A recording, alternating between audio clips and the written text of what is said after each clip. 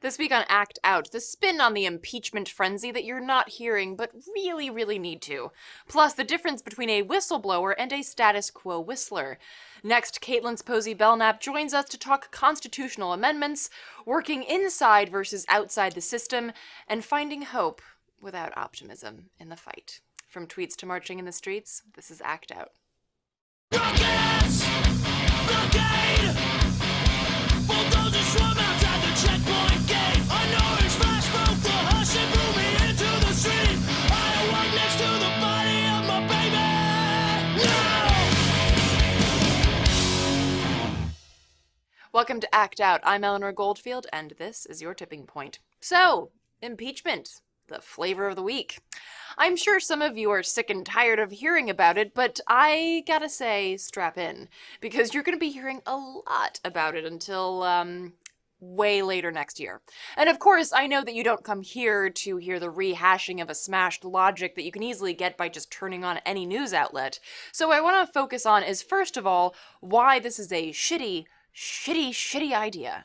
And secondly, the whole whistleblower fanfare that people like Pelosi suddenly have found, when actual whistleblowers who actually tackle and threaten the insidious workings of our state have their lives destroyed and their names dragged through the mud. But first off, what are we looking at here? A couple of years ago, I released a web video that gave more than 15 reasons why you don't want to waste your time with impeachment. Reason number one was, and still is, Mike Pence. It seems that people are under the mistaken impression that impeaching Trump will somehow scrub the stains of dumb shit from our body politic, but oh no. All that will do is let an even bigger turd float to the top. And people will say, you know what, that's not the point. It's the principle of the thing. Trump has to be brought to task over his corruption. And to that I say, are you fucking kidding me? He's being taken to task for having a rather boring phone conversation that, if anything, barely scratches the surface of how corrupt our entire system is, but he's not being taken to task for putting kids in cages? Or demanding that states roll back environmental protections because fuck this planet, or for trying to overthrow democratically elected governments, or for perpetuating wars in the Middle East, or apartheid in Israel, or for making bank off of his office, a fact even noted in the phone call when newly elected President of Ukraine Zelensky says to Trump that he stayed at Trump Tower when he was in New York City, as if to declare, hey, I'm being good, count me among your faithful servants. And look, I get it. You want Trump to be held accountable for something. For anything. But that's not what's going to happen here. First off, impeachment does not mean removal from office. Sometimes folks misremember that Clinton was actually impeached, but did not leave office. Another interesting thing to note, Clinton's ratings rose remarkably after the impeachment process began because people felt that he was being unfairly targeted, and/or that this was just a colossal waste of time. Fast forward to today, and those same feelings echo over the oh-so-forgotten chasms of socio-political missteps.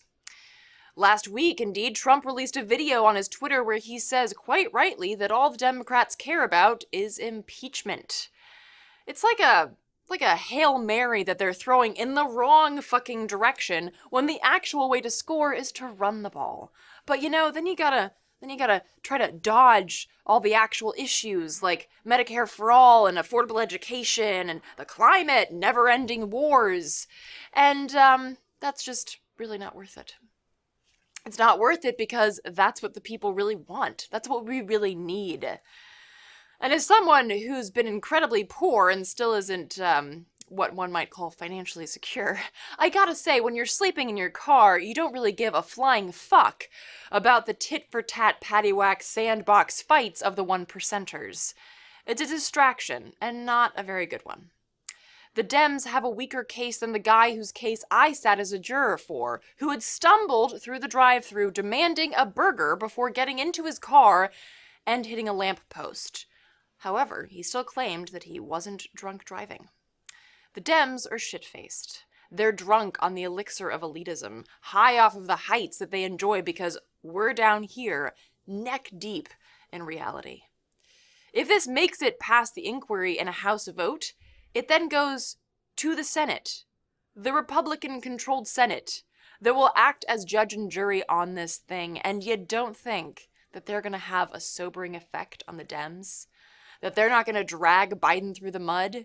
Do you really think that McConnell isn't going to bring up the fact that Biden actually proudly bragged about how he was able to get the prosecutor fired for looking into the company that his son Hunter was on the board of? And for those of you watching this thinking, what the fuck is she talking about? Here's a whole basic rundown, which I talked about more with Lee Camp on our podcast, Common Censored, last week and also this week. The basic gist is this. Hunter Biden, Joe's son, somehow miraculously got a job on the board of a Ukrainian energy company making $50,000 a month, with no background in either energy or the Ukraine. An investigation was launched into corruption involving this company because, common sense. But Biden, not one to let his little boy be caught in the crosshairs of a totally legitimate investigation, threatened to withhold a $1 billion IMF loan after Obama and his administration had openly backed a Nazi coup in the Ukraine. And don't just take my word for it, Obama admitted that shit back in 2015. In his interview with CNN, Obama admitted that the United States had brokered a deal to transition power in Ukraine. And this fascist government would play nice. Biden and friends would definitely make sure of it.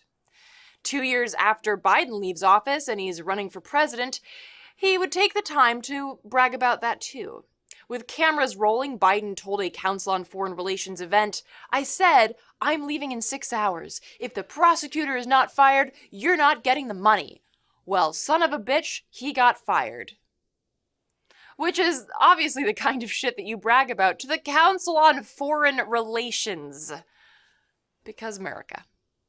In a written interview with The Hill contributor John Solomon, the prosecutor in question, Victor Shokin, noted that before he was fired as general prosecutor, he had made specific plans for the investigation that included interrogations and other crime investigation procedures into all members of the executive board, including Hunter Biden. Fast forward to July 25th of this year, and Trump is on the phone with new president of the Ukraine, Zelensky, urging him to get on that case again, even offering up Rudy Giuliani, his personal attorney, to help with the probe into Hunter Biden. And that's basically what everyone is losing their goddamn heads over. Not so much the Biden thing, but the Trump thing, the cover-up, the whistleblower, yada yada yada. As if toppling the Ukrainian government, installing your son, and then ensuring he's never investigated is less corrupt than urging a guy to look into it and then, covering it up. Now, I'm not saying that Trump didn't do anything wrong. I'm saying that you don't have a fucking case. You don't have a leg to stand on. And for some reason, the Dems don't see it. They don't see that if this gets as far as the Senate, Republicans will have a field day. Right around election time 2020, the perfect time to make Democrats once again look like a grab bag of dumb shits and hand Trump the White House again on a gilded platter, just the way he likes it. And even if in some topsy-turvy world they do vote to remove Trump, you really want to get all excited for President Pence? A guy just as, actually more twisted, but also with more knowledge of the political system? Great trade. No, this is and will continue to be a shit show. It's yet another episode of the Dems avoiding real issues in a desperate attempt to show people how not Trump they are. It's a despicable display of the grotesque power structures that we have with other countries, where presidents grovel and profess their loyalty to the red, white, and blue via hotel stays and the restructuring of their judiciary. It's a sad reminder that the Dems don't care about you or me. They want the status quo. They want the patty cat games and the martinis after 5, and they want nothing to do with the people, or the people's demands, wishes, needs, or problems. They're not there for you, they're there for them. They don't actually care if Trump is impeached or not. They'd actually much rather have 4 more years of him than someone like Sanders.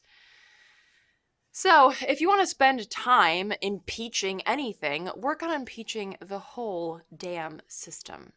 Because one guy is not going to do the trick. The whole damn system is guilty as hell, and the longer that we run after the carrot, the longer we get the stick. The longer we play along in these ridiculous power games, the more power we lose. I think we can all agree that we have neither the time nor the power to waste.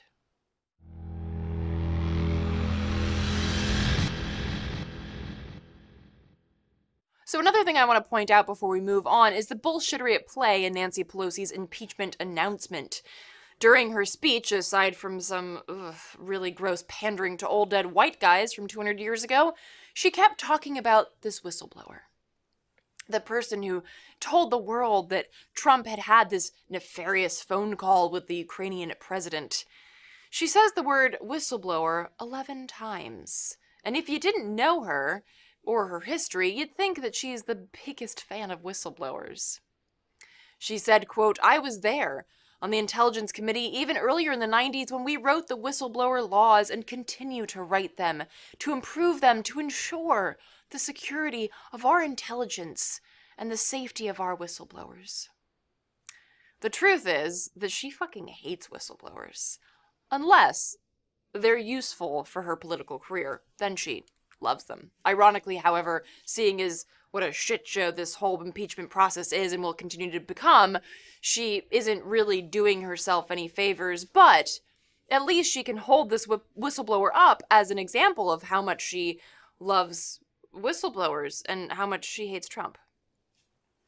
But outside of her newfound affinity for whistleblowers, which this guy isn't even, Pelosi has, for instance, always been painfully quiet with regards to brave whistleblower Chelsea Manning. She's certainly no fan of Julian Assange. She, along with 5 other leading Dems, issued a letter to Pompeo in late 2018 urging him to, quote, resolve the situation with Assange. Back in 2013, she didn't seem too concerned with protecting whistleblowers when she publicly stated that whistleblower Edward Snowden should be prosecuted.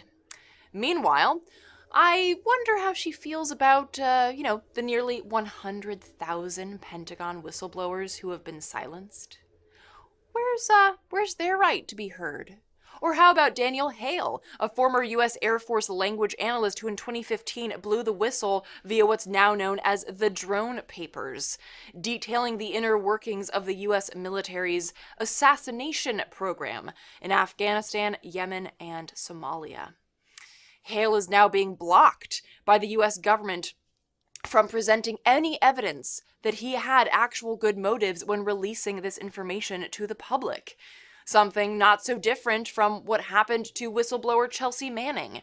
And it's also reminiscent of what happened to CIA whistleblower John Kiriakou when he was blocked from presenting any evidence in his defense during his clown car trial.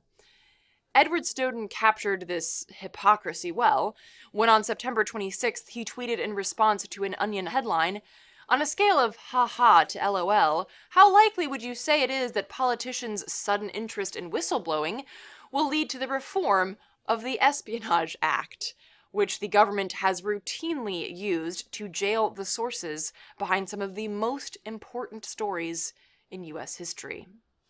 Well, I'd have to go LOL on that one. Because of course they won't. And the reason is quite simple. This so-called whistleblower, who is very likely a higher-level CIA operative, blew the whistle on a phone call that Trump made. He did not blow the whistle on the inner workings of the CIA. He didn't even blow the whistle on any of the inner workings of the White House, subjecting Trump to the kind of scrutiny that you would expect to get from a hungover doctor giving you a routine checkup at a free clinic. That's why this whistleblower, the status quo whistler, let's say, that's why he gets the red carpet treatment. Because this leak reveals nothing. It changes nothing. It's a tit for tat, again, between the 1%ers. And that's exactly how both the Dems and the Republicans like it. You low-life scum.